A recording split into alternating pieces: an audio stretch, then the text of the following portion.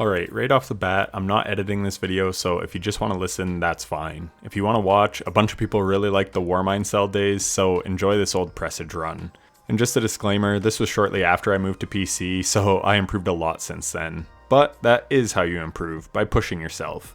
Anyways, in my recent videos this past week, I show YouTube comments or YouTube clips or tweets as receipts, but I just do not have the time or the will to pull out all those same receipts again. The message of the video is what is important. So I did tune in for one of Bungie's Edge of Fate preview dev stream things, and they talked about player agency. Quite a bit actually. How there was no limit to the grind, no weekly lockouts, and to be honest, I do not know the system because I'm not playing the game, so I'm not really an authority on how the portal works, but I am an authority on how Bungie limited player agency in the past, and I will cite some examples. But to go back to their dev stream, they stressed player agency, that players could do what they want, when they want. And to be honest, that was a lie. They're just straight up lying to the community, or they don't understand what the fuck agency is in the first place. So let's define it so we're all on the same page. There's many definitions, but the broadest point is how much control you have over your situation. I worked at a job where we had very little agency in the decisions that got made. Corporate or management would shit out some stupid policy without consulting the people actually doing the work and that it affects, and just expect us to implement their policy change, no matter how out of touch it was or how it could actually affect our ability to do our job. Now let's look at this in the context of Destiny. Agency would be playing what you want, when you want, giving you the power to play whatever content you would like. And while you can do this, I want to stress that, at least as far as I know, you can still spend time playing Gambit or PvP or running raids or dungeons or doing strikes or solo ops or lost sectors or exotic missions or any other content in the game. You're not rewarded for doing so in much of the game. And that's a big problem right now. Bungie had a golden opportunity to give players free reign this DLC to play whatever they want, and actually be rewarded for it. Back in D1, you could grind your power levels strictly in PvP or PvE, and if you wanted that max light level, then you would have to raid, which I do think is totally fine. Locking the best loot or the highest level behind the hardest content I think is good for a video game. It gives players something to aspire towards to get better and push themselves. I sucked at PvP during D2 launch, but when Luna's Howl came out, I forced myself to get better, and it was truly rewarding. And that experience paid off, as when Trials was released, sure I was far from the best PvP player, but I was good enough to push myself to go flawless a number of times for aspirational loot. But to get back to agency, Bungie could have put powerful drops in every raid and dungeon because those are endgame activities. But if people didn't like playing those or didn't have access to those, then you could also put unlimited powerfuls in Gambit or Crucible or Comp. I've heard the competitive playlist is an unrewarding dumpster fire right now. I've argued in past videos that all those activities should also drop the upgraded loot like tier 1 to 5 weapons and armors, but even if they didn't want to do that, you should still be able to play whatever activity you like to level up. Playing the game should reward you with power level, which is essentially just a fancy name for XP. In other games, XP is rewarded simply for playing the game however you see fit. Sure, some players will abuse the most efficient XP grind, and that's fine, but I know from experience people fucking hate Encore, myself included, so forcing them to play that for the most efficient loot is really quite ironic. But if people just didn't want to do that whatsoever, that's fine. They should be able to play whatever activities they enjoy to level up all the way to 400, and really 500 because it shouldn't be time gated, because again, the power grind is meaningless. The actual loot, that is where you should have to do certain activities for certain rewards, and I'm fine with that. You can't just get all the best stuff from PvP or Gambit or something, but on that same note, to increase replayability, all those game modes should have loot worth chasing. I mean, Gambit did with Bygones, and IS Luna did back in Destiny 1, or farming the same strike for a Mago loop over and over. No, that didn't give players agency, it did force them into a mode or a strike that they may not want to play, but the incentive was the loot. Why things feel so bad for players right now, and I'm seeing folks on Twitter saying they have nothing to do, is because they have gotten all the loot from these old activities. So there's no loot incentive, combined with the fact that the power grind is not game-wide. It seems to be limited to just like a handful of activities past a certain level. So sure, you can hit 200 or whatever soft cap is just by playing everything, but playing everything should go straight to 400, and like I said, really 500, because again, power level means nothing. In the past, Bungie limited agency in so many ways, but they did improve over time, one thing being bringing attunement into the game with Into the Light, and if they had released all those weapons day one instead of time gating it to 2 per week, then they would have gotten it perfect. You could attune to weapons to get the drops that you wanted to chase while farming Onslaught. Look at GM Nightfalls. You had to wait for the weapon to come around, and then it may be on a week that sucks to farm. GMs should have had the node selector at all times, and you can just attune to whatever weapon you want. Let people play the GM they want and farm the weapons they want. Where's the harm in that? Or you could keep every GM open still with the nodes, but tie certain weapons to certain strikes, like how strikes had strike-specific loot in D1, as I mentioned. So you had to farm a certain strike for a certain weapon, but you had access to that strike at all times. You didn't have to wait for a 6-week rotation. And speaking of rotations, the master raids and dungeons. They used to be on like an 8-week rotation, but then we got so many raids and dungeons, 10 each at the time of writing, that they put 2 available each week to cut the rotation lockout in half. Why can't they all be active every single week? Why can't Bungie let players play what they want, when they want? Bungie actually has a shit ton of content in the game, like a lot. Yet people, a week after release of Edge of Fate, are just saying, I don't even know what to get on and do. And that's because there's no incentive to do anything right now. Zero. But again, if they opened it up to where every activity in the game was dropping powerfuls with no lockouts, then people could just play literally whatever they want to hit level 400. I still fully disagree with level and guardian rank being tied to the tier of the loot you get, because it makes no sense. But if that is the dogshit way that they want to implement the grind, then you should, at the very least, let players play whatever they enjoy to level up. Because again, power level means nothing. It's an artificial barrier designed to make you grind. Conversely, if they've just made it so the best loot dropped from the hardest activities like lots of games do, but they gave players free reign to tier 1 to 5 weapons and armor right out the gate, then they could be grinding for tier 3s so that they can get strong enough to grind activities that drop tier 4s, so that they can get strong enough to grind activities that drop tier 5s. They would be on a natural progression, feeling like they're getting stronger. There would be a carrot to chase. But right now, that carrot is locked behind a time gate. You can't even get high enough level to earn tier 5 gear. Sure, you can from like one activity a week or season, but that isn't giving players agency, is it? They want to farm the new stuff right now, and Bungie is just edging them. Nope, you gotta wait 3 months for the stuff you actually want. Those are the rules.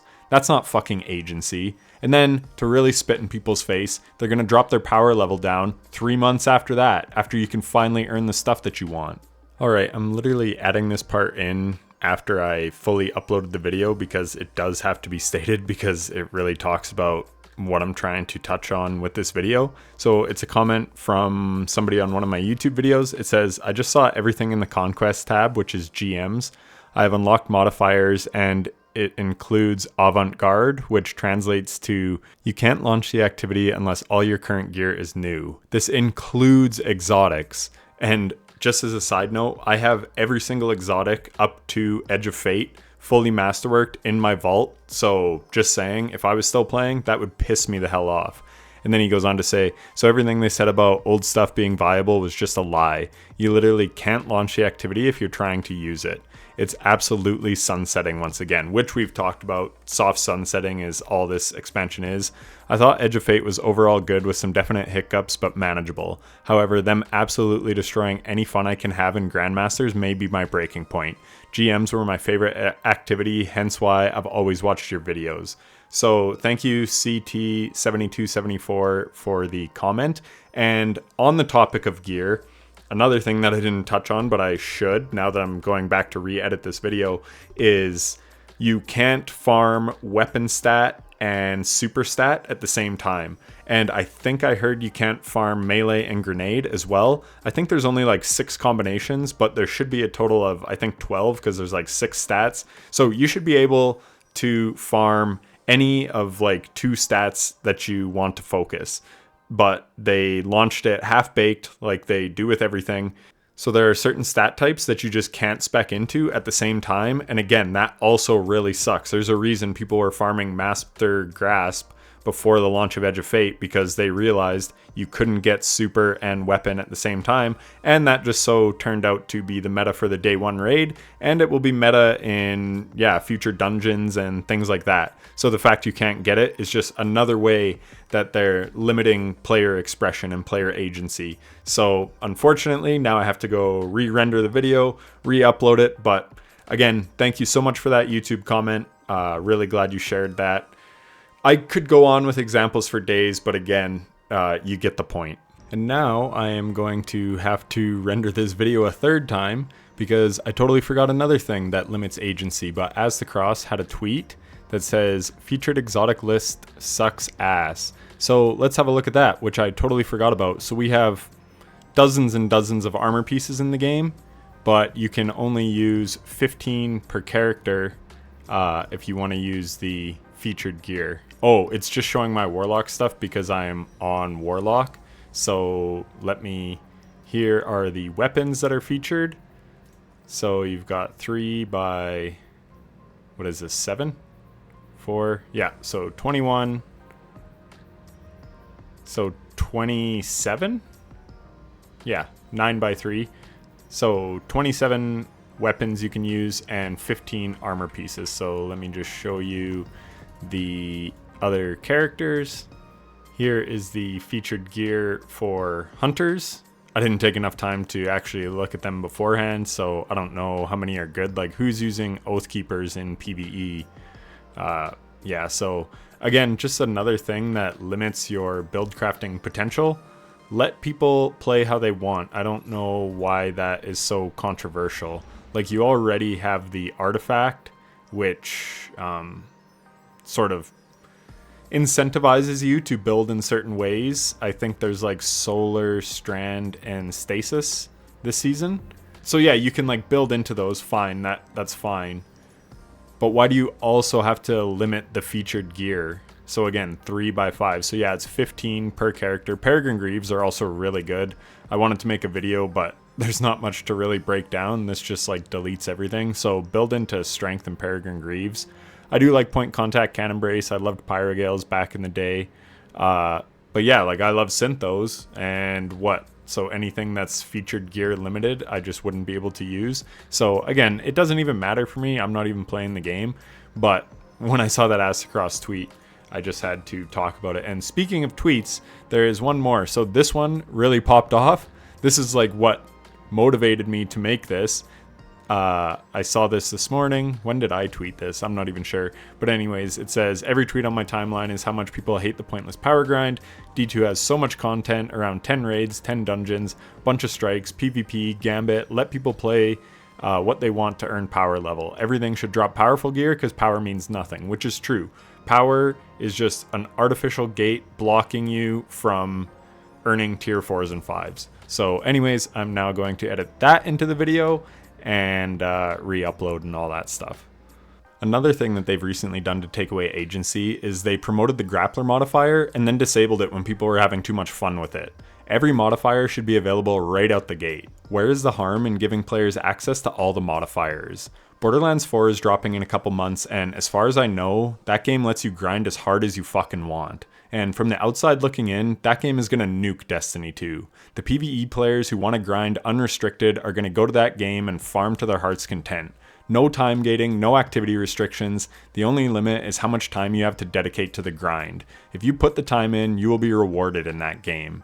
Destiny is sort of like that, I guess, in a sense. If you put the time in, you will get rewards. It's just the grind is so boring and monotonous that no one wants to do it. And if you do tough it out, the juice just isn't worth the squeeze. That's where players are at right now. They fucking want to play the game, but they just don't know where to even start. They don't want to play the worst exotic mission in the game for hours on end just to have the privilege to farm the stuff that they actually do want.